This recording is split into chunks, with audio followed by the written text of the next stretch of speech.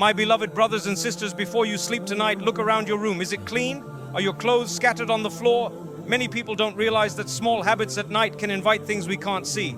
The Prophet Muhammad sallallahu alaihi wasallam warned us to cover our food, close our doors, and even avoid leaving clothes lying around, because the unseen world is most active at night.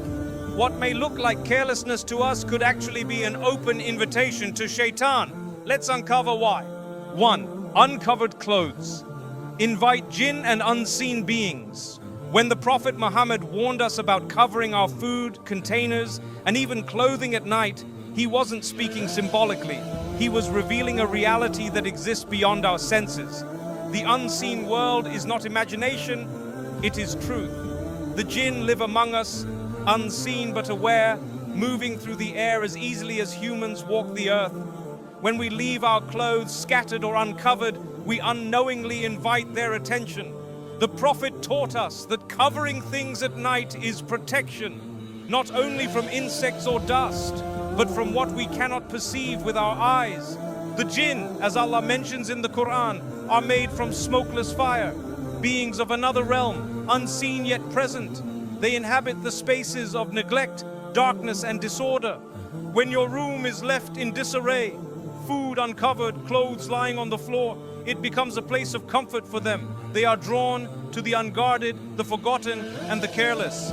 The Prophet ﷺ told us to close doors, cover utensils, and mention Allah's name before sleeping, because these simple acts create a spiritual shield that even the unseen cannot cross.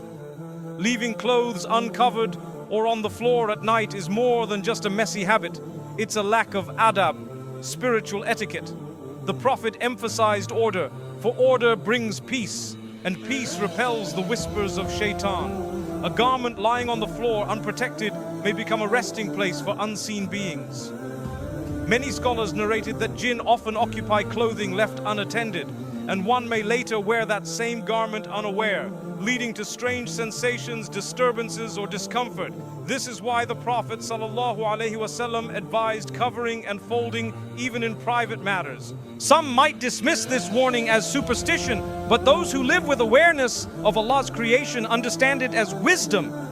Islam doesn't only deal with the visible world, it teaches us how to coexist safely with the unseen. The Prophet ﷺ's guidance came from divine revelation, not folklore. When he said, "Cover your vessels and tie your water skins, for there is a night in the year when disease descends and it passes over uncovered vessels," he was teaching both spiritual and physical safety.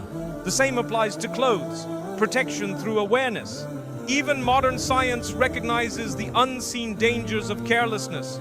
Clothes left on the floor gather dust, bacteria, and insects, small harm that often grows unnoticed.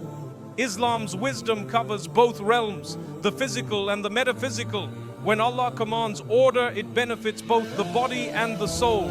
The one who folds his clothes before sleeping is not just keeping clean, he is protecting his peace. The one who leaves them scattered invites what should not enter. Nighttime carries a spiritual weight. The Prophet ﷺ said that when evening comes, we should bring children indoors, close doors, and mention Allah's name, for at that hour the jinn spread. They roam freely, seeking places where Allah's remembrance is absent. An untidy room, dim and careless, becomes an open door for them. When you tidy your space and say Bismillah, you draw a barrier of light that the unseen cannot penetrate. Order is not aesthetic, it's spiritual armor. A believer's home should reflect sakana, tranquility.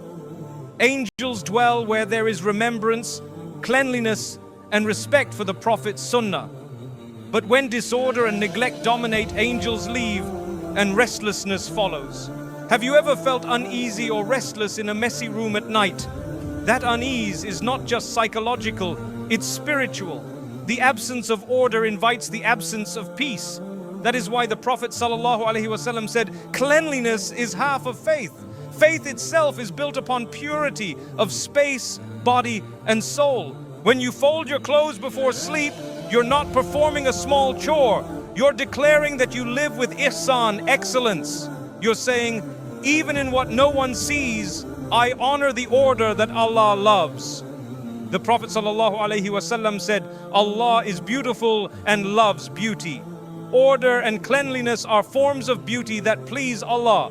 A clean home invites angels. A careless one invites distraction. What seems trivial to you may be what keeps your home spiritually guarded through the night. It's narrated that some scholars would not leave a single item out of place before sleeping.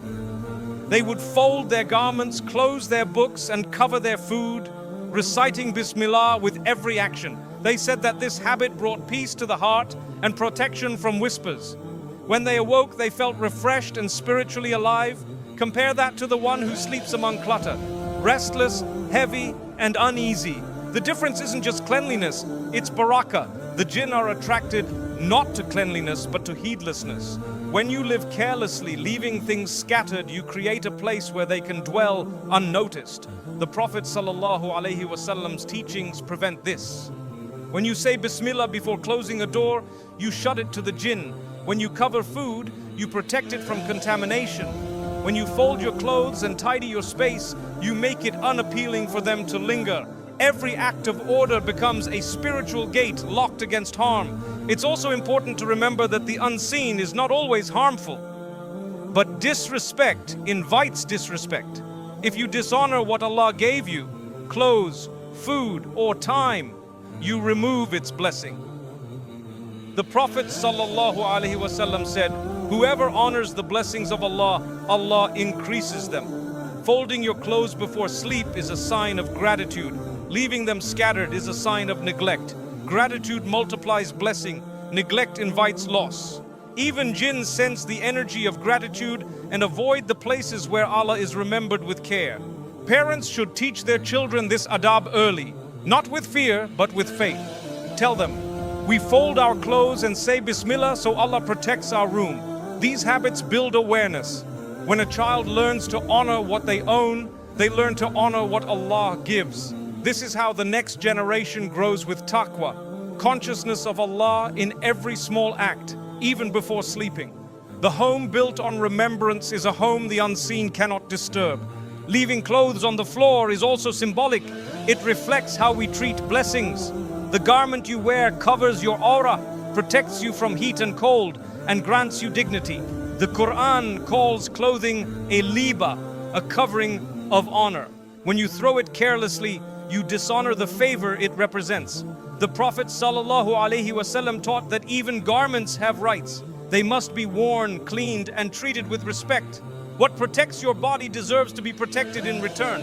The unseen world moves according to Allah's permission, but negligence weakens your protection.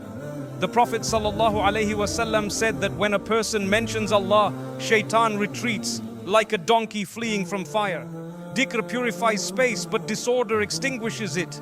If you wish to sleep peacefully, let your room reflect remembrance. Cover your clothes, say Bismillah, recite Ayatul Kursi, and sleep knowing you've sealed your space with divine light. That's how a believer ends the day, alert, clean, and at peace. So, my beloved brothers and sisters, never think small of the Prophet's guidance. When he told us to cover our clothes and our food, it was mercy speaking. Protection disguised as etiquette. The unseen world is real, but Allah's protection is stronger. Honor His blessings, respect the Sunnah, and sleep in remembrance.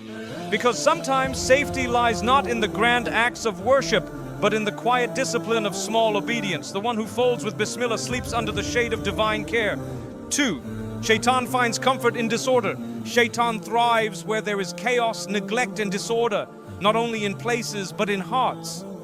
The Prophet Muhammad taught us that cleanliness and order repel evil, while carelessness invites it. Shaitan is not attracted to beauty or light. He is drawn to confusion and laziness. When your home, mind, or habits fall into disorder, you unknowingly build a space where he feels comfortable.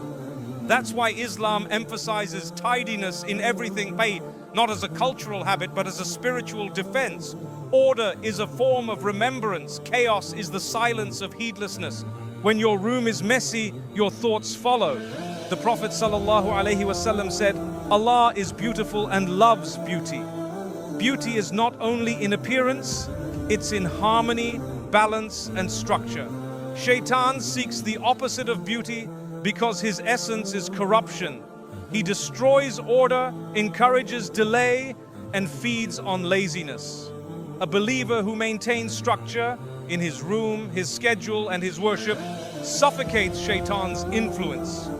Cleanliness doesn't just please the eyes, it strengthens the heart against whispers. Disorder creates an energy of heaviness. Have you ever walked into a cluttered room and felt uneasy, distracted, or irritable? That feeling isn't random, it's spiritual noise.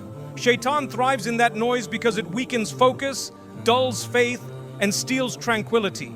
The Prophet ﷺ lived in simplicity, not extravagance but clarity.